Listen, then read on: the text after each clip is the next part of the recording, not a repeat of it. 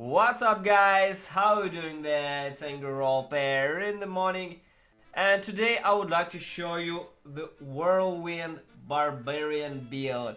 I had this build done several months ago, but it was the only build that had no video there. So I really wanted to record the video for this build, and it was like the last one left without the video.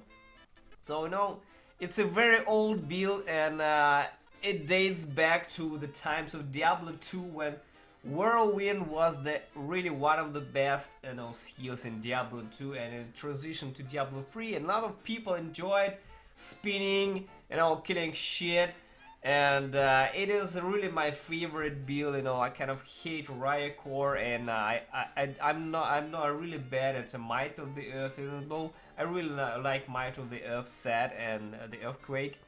But now spin to win is my kind of choice for the Barbarian to play, and this build was called the Zodiac Whirlwind Barb, as it has been known to the Barbarians for ages, and I just want to make it a little more public for the people who haven't played this build, or to give some kind of tips and tricks, and also to give you an update on this build and the current patch, because in the current patch 2.43 there was a major change to the build, and in the previous we had the Dust Devil's Rune dealing massive amount of damage, and the Dust Devil's Rune and 6-piece bonus of the Wrath of the Waste has been greatly nerfed, decreased, and right now they increased the base damage of the Whirlwind up to 800%.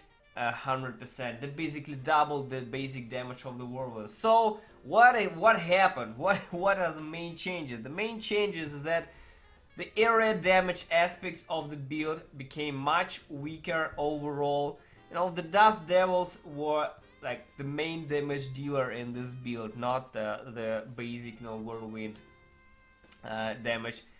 But now the emphasis of the damage really switched a little more to the base damage, to single target damage, and to the base rune. And currently the rune just was buffs, all damage, all these runes are buffed like 2 times now.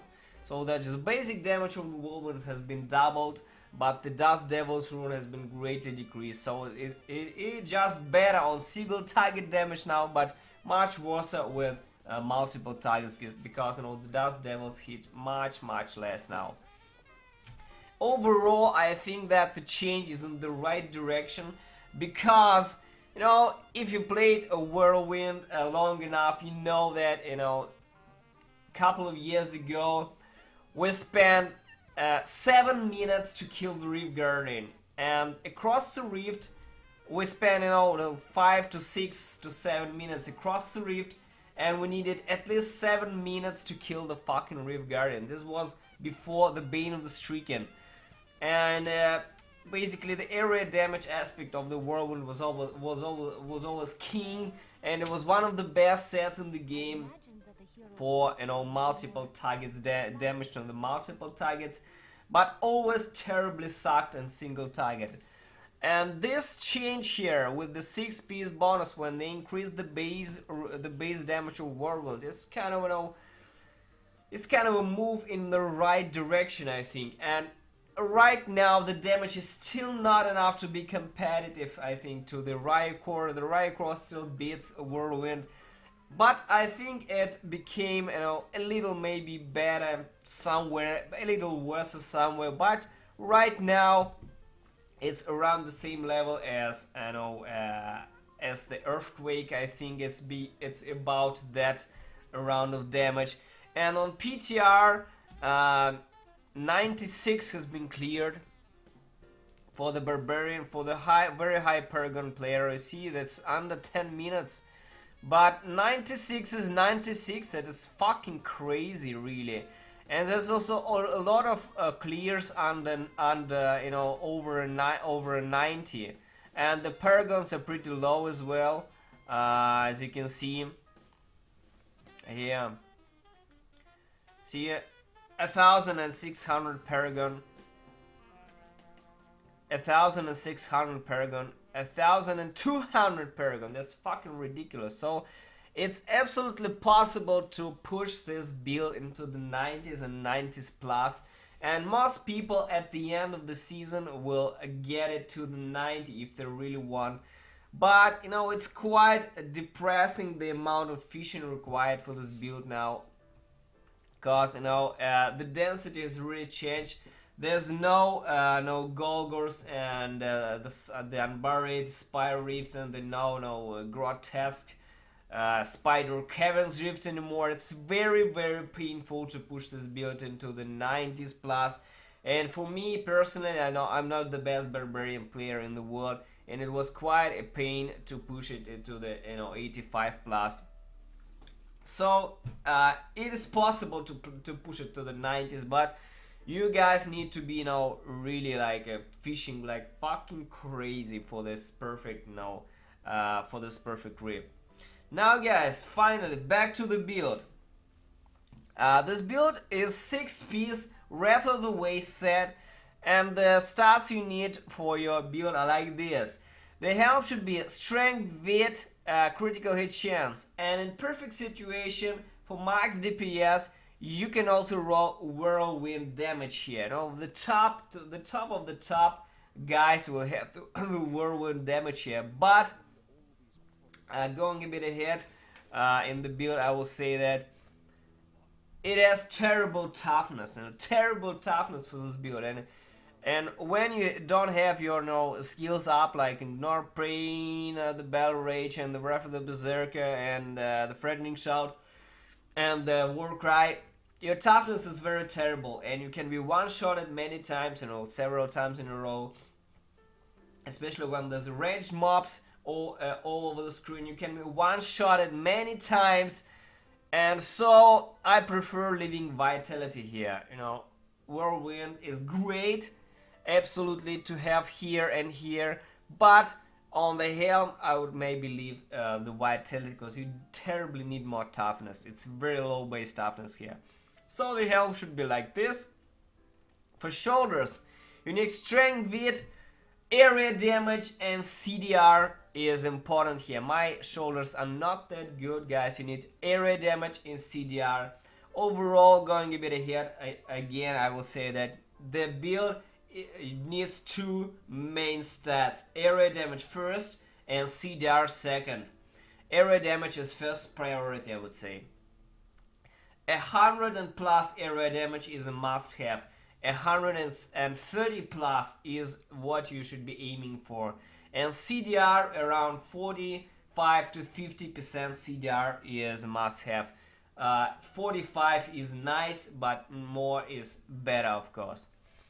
So the shoulder should be like strength with CDR and area damage. The gloves should be strength, critical hit damage chance, and area damage too. Area damage on every fucking slot. Unfortunately, even though they moved the emphasis to the base rune of the Whirlwind, area damage is still king. This still does devil scare, guys. Still does devil scare. It can be greatly nerfed, but there's still area damage very important for this build. So strength, area damage, hit chance. For the chance, strength with life or all res or reduced damage from elites. And the secondary, you will really need like reduced damage from melee attacks and the ranged attacks as well. It's really would be fucking awesome, The pants, strength with all res, nothing to say here, strength with all res. The boots, strength with all res, and the Whirlwind damage here as well as on the helm. But on boots, it's like top priority. You can, easily roll Whirlwind here and be fine, absolutely. On the rings, Convention of the Elements is one of the rings with area damage as well. Your ring should look like this exactly. For maximum highest Great Rift, you will need Convention of the Elements here. It's possible to play with Unity or Might of The ring, oh, forgot how what is the ring is all the band of might, you know. But convention of the elements is required for high grade rift. It's absolutely a must have, there's no exception. You need a convention of the elements like this. The second ring, obsidian ring of the zodiac, guys. We spend, you know, fury really fast, so we need to cool down all the skills, especially the breath of the berserker, and it's really important to have obsidian ring of the zodiac to help with the cooldowns and refresh all the skills. So obsidian ring of the zodiac, preferably ancient, is what you should have here. Attack, hit chance, and cooldown reduction here. As the amulet, you need the Hellfire amulet or the Eye of the Elich. There are two options here, the best two options here. You know, there are many useful passives, the DPS one and the defensive one for the Barbarian. And your amulet should look like physical skill damage, critical hit damage and critical hit chance. And the useful passive, there's quite a lot of them. See, I have superstition here, it's not that bad, but you know, DPS should be better. The useful passives are Ruthless, Weapon Master, Rampage, Boon of Bulkadas, Berserker Rage, and Nerves of Steel, and the Brawler. This is the one that you will need, guys. This is the one that you will need. If you don't have the Hellfire amulet, but if you have the Eye of the Elich, it's fucking amazing. It greatly reduces the damage from range attacks, and you know, Barb really suffers from range attacks. When there's a Moon Clan Impalist in the Rift, it's fucking ridiculous. You can't play in it. You fucking quit. So if you have an ancient Eye of the Elich, or you really can drop, you know, an extra passive, just play with it and it's fine. So as for the belt, this is the only, absolutely the only in the universe belt that you will need for this build. Pride of Cassius increases the duration of ignore pain by 6 seconds, and you will need to try to get this 6-second bell, guys, because it rolls from 4 to 6 seconds. You need the 6-second bell. And what is the most important thing is the secondary roll. You need to roll chance to freeze and hit. This is the very important, because it will proc this. It will proc the braces, the ancient path and defenders, and it's one of the only things that can proc the ancient path and defenders, because when you freeze the enemy, it also counts as the stunned enemy, and it reduces all your damage taken by some percent. And the braces are like this: physical, strength, hit, and hit chance. This is like the perfect braces, and if you have the ancient version of these braces, you are fucking king. So getting back to the belt, this is the only belt you will need for this build, and you absolutely need chance to freeze and hit with up to 5% chance, guys. This is a must-have to proc APDs in density and survive. You need to fight in density absolutely to proc this. You know, this is a very low chance to freeze, and look, like 5% is not really that essential, but guys, trust me, and big density, this is over important and a must-have. You will not be able to survive with the physical rune of Whirlwind without this proc. Also, another trick is to have immobilize here on the Bullcutter sword, but as you can see, the chance to immobilize on the sword is really low, you know, and it procs much less than this chance to freeze on the Pride of Cassius. And I also like to mention that you can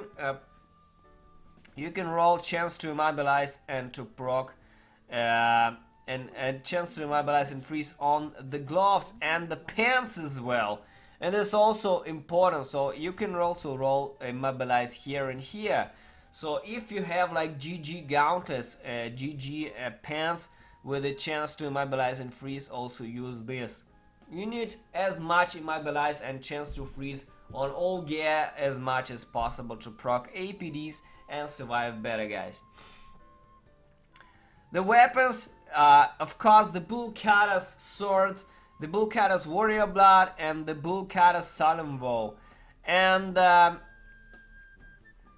stats that you need on swords would be exactly like this: strength, area damage, and cooldown reduction. This is like the perfect swords that you can get, and as maximum damage as possible, guys. Absolutely, as maximum damage as possible. I only have one good sword here, and the 7-1 is pretty shitty. It doesn't have area damage here. It was super low base damage, so I had to roll the base damage to a little higher. But in a perfect situation, you will need area damage and cooldown reduction here. Area damage is king in this build. You need area damage as much as possible, guys. Absolutely. Now let's get back and talk to the cube. In a cube, you need the furnace for elite damage. That's a must-have. You know, elites take fucking ages to kill for this build, because you know the build is still weak at single target damage. So we need the furnace here. There's still no other option here. Absolutely. And on the armor slot, we have the Mantle of Channeling. You know, the Whirlwind is a channeling spell. When we spin, we deal increased 25% increased damage and take reduced damage of 25%. And basically we need to spin all the time, as max as you can get. This is also a global separate multiply. That's why Mantle of Channeling is a perfect, absolutely, slot for this. And this ring is the mandatory, and it's why we all do damage. This is the Skull Grasp ring. It's a revoked one from several patches ago. And originally the ring was very low damage, but then they increased it to 300%, and now it's a separate multiplier. It's super important, it's super crazy, and it's absolutely now the only ring that you must have here in the build, guys. Absolutely. Now for legendary gems, there are a couple of options here. Now the most important gem has been in the streak, and because without this gem you won't be able to kill the Rift Guardian in, like, you know, 10 minutes. With this gem you can kill the Rift Guardian in 2 minutes.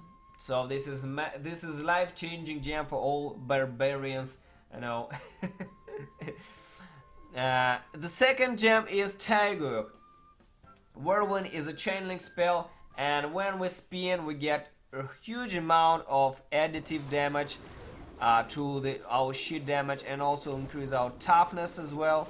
And this is like the best gem for any channeling spell. There's no exceptions here. The third gem is an option. You know, Pin Enhancer has been used for many years, and seasons for the Whirlwind Barbarian. But right now, in the current density, it's not that life-changing. You know, I still use it, and after many tests in the Great Rifts in the patch 2.43, Pin Enhancer is still good, but Bane in the Trap is like almost the same. It's fucking almost the same. For the Bane in the Trap, for the Pin Enhancer to do the same amount of damage that you do with the Bane in the Trap, you need 24 stacks of Pain Enhancer, guys. It's pretty crazy. Because it only buffs attack speed for every bleeding enemy. You need to bleed around 24 enemies around to do the same amount of damage as the Bane in the Trap. This is what the Diablo free planet tells us. But Pain Enhancer also gives a small amount of damage over time on the screen. Or critical hits cause the enemy to bleed for 7,000 weapon damage over 3 seconds. It's not that bad. It should kind of adds up to the damage, and it's not bad at all. But with the current density, you rarely have more than 10 or 15 enemies on screen, and unfortunately Bane Enhancer is not that good, and it can be switched to Bane in the Trap if you have a really low Bane Enhancer and you have really high Bane in the Trap. You can absolutely switch to Bane in the Trap and you get almost identical results. I tried both, and Bane Enhancer is not that good anymore, honestly. Now For the skills, guys, on the left button is the Whirlwind Blood Funnel. It's our healing spell. It's a physical rune, and it's one of the best runes to play with. There's only one more options with the Wind Shear, and Hurricane is not that bad also, but Wind Shear is like the second best option here if you play the lightning setup. But I will also explain the lightning setup in my next build that I plan to do some weeks or maybe months. Our lightning setup is very different from the physical setup. It needs completely different swords, a different passive, but it's also very cool. So we'll concentrate on the basic setup with the physical rune. Blood Funnel heals us for critical hits, restore 1% of our maximum life. It's a great healing spell. We crit all the time. So on the left button, Whirlwind Blood Funnel. On the right button, Ignore Pain, Ignorance Bleeds. It's our healing spell and massive damage reduction. Paired with this belt, we get up to 11 seconds of 50% damage reduction. That's super fucking crazy important. And Obsidian Ring of the Zodiac helps to cool down the skill really fast. It's a really great skill. On the first button here on the skill bar, Threatening Shout Filter. You know, a lot of people play with Demoralize, but I do not really recommend Demoralize for most times, because the filter gives us 25% increased damage, and this is damage from from the old Barbarian sources. So basically there's a separate multiplier, and it increases the damage that enemies take. That's a huge multiplier here, guys. This is like, one of the most important slots here, but you can try Demoralize as well, because it stuns enemies and it's not bad. It create a little more density around you. Now the next button, this is my personal choice of what I really like. It all has been used before for especially the Might of the Earth set, but I noticed with my tests that Ground Stomp, the Wrenching Smash, is also fucking amazing for the Whirlwind. In current density, there's many problems, many grouping problems when monsters scatter all around the screen, and you basically can't pull them all together. And this skill, guys, not only it pulls all the monsters around you, but it also stuns the enemies, and it procs Ancient Pattern Defenders. That's fucking amazing. It basically can save your life many times. Please read this. Smash the ground, stunning all enemies within the 14 yards for 4 seconds, and increase the area of effect to 24 yards. Enemies are pulled closer before the strike lands, so they just jump on me and they immediately get stunned around me, and I can spin them to fucking death with the proc Ancient Pattern Defenders. That's really amazing skill, and a lot of people underestimate the skill, I think. Now there's an open slot, and that can be options here, because a lot of people use War Cry. And for War Cry, you need only the Veterans, Warning, or Hardened Breath. Impunity is not that good, really. It just gives you less toughness. So most of the time you will need Veterans, War Cry, Veterans, Warning. Okay, it's really great. It's really great skill for toughness. Another good option to use here for maximum no damage, and this is how the highest clear on a non-seasonal era has been done, is Overpower Killing Spree. Just increases your critical hit chance by 8%. It's a really super DPS option here instead of the Ground Stomp. So if you want, if you're surviving fine, if you think you're grouping monsters fine, you're just spinning and need more damage, you can use Overpower Killing Spree. Also in the past, Crashing Advance has been used, and it's also a good option. It redirects 35% of incoming melee damage back to the attacker for 5 seconds. It's pretty crazy. It's now like damage reduction. It reduces all incoming melee damage by 35%. It's really great. It can save your life, and it's been used a lot in the past. So there's quite a lot of options, as you can see. but I prefer a ground stomp, wrenching smash.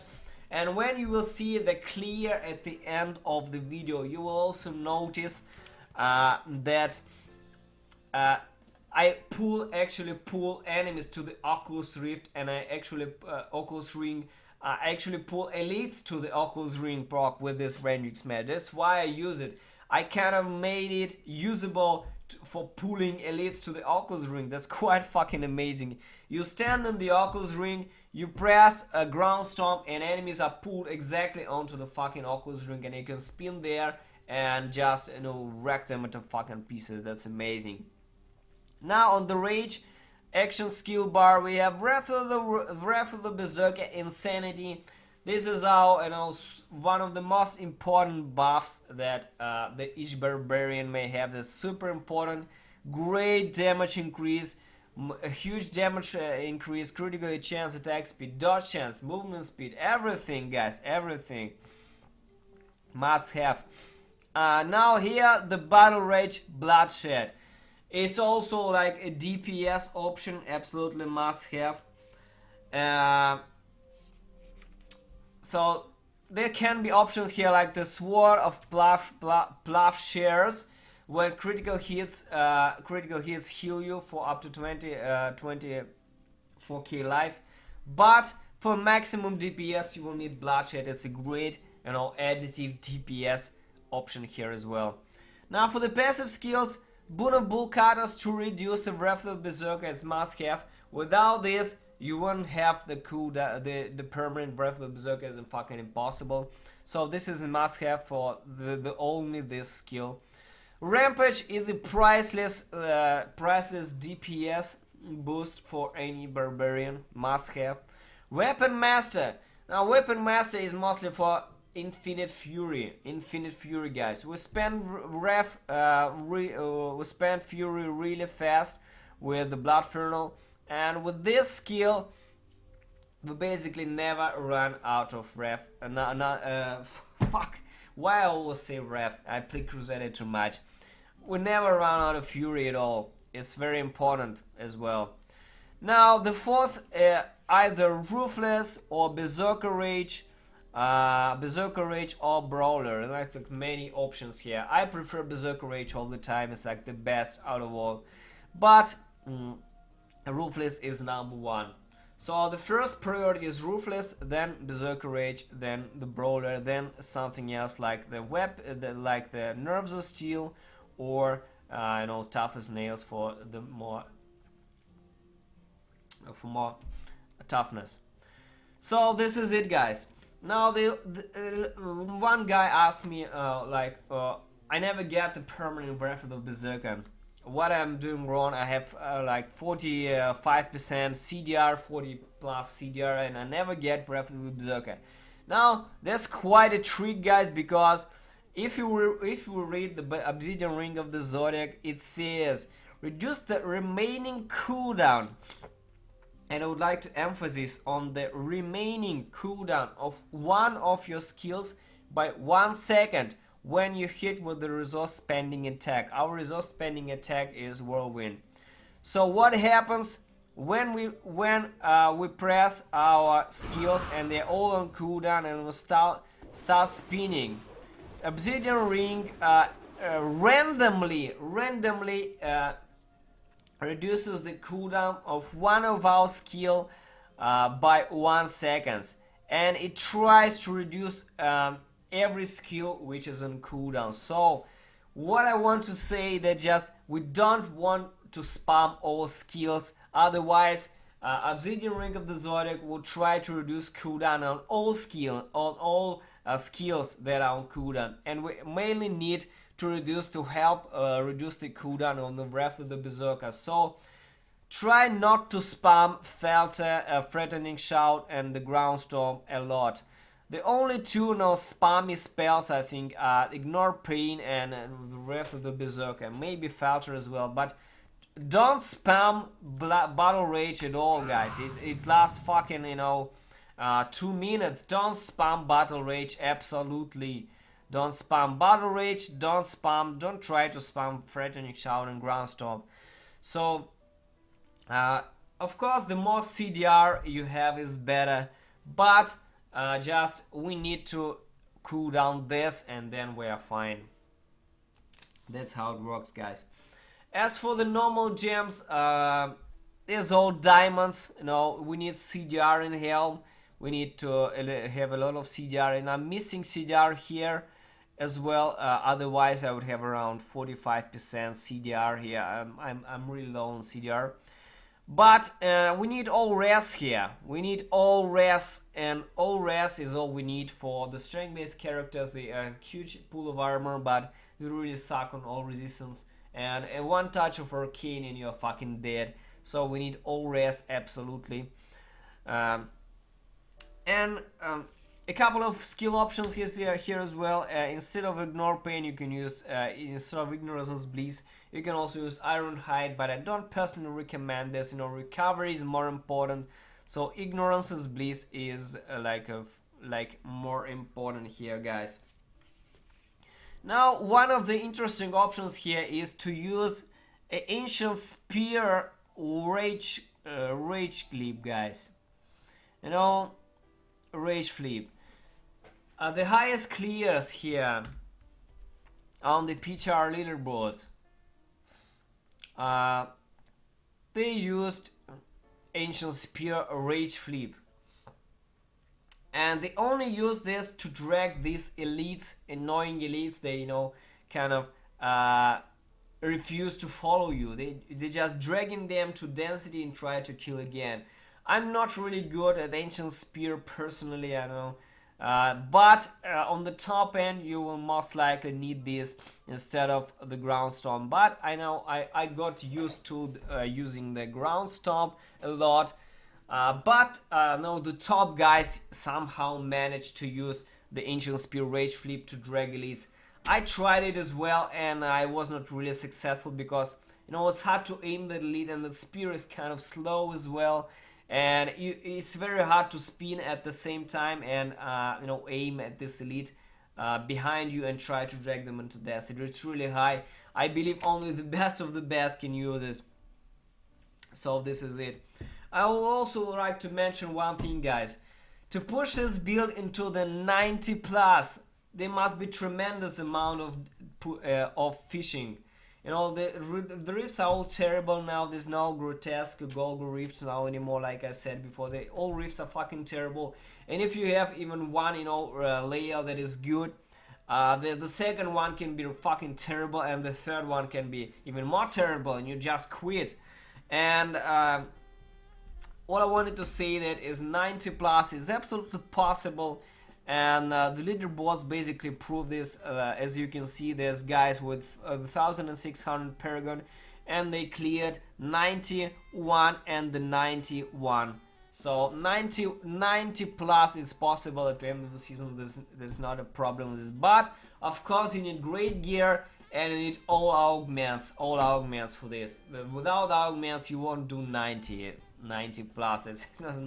There's no miracles. You need Paragon and you need gray gear and you need high augments to push into the 90 plus. There's no miracles in this game when you can just, you know, go naked, unaugmented and do 90 plus, unfortunately. And the last thing that I want to say, guys, is that there's also quite an interesting option to use the Istvan's paired blades instead of the Bull Cutter swords. That's a very interesting setup, and the difference between these swords is that with Bull Cutters you increase your fuel regeneration and increase attack speed and movement speed. But with the Istvan's paired blades, not only you increase attack speed, but you also increase armor and you increase all damage by 30%. So it does 30% more damage than with this sword. And it's an interesting setup, and it's very different from the Bull Cutter setup. And if I have time, I will make a separate build for the Istvan Whirlwind, you know, Breath of the Waste build. So thanks for watching, guys. See you soon on the next adventure.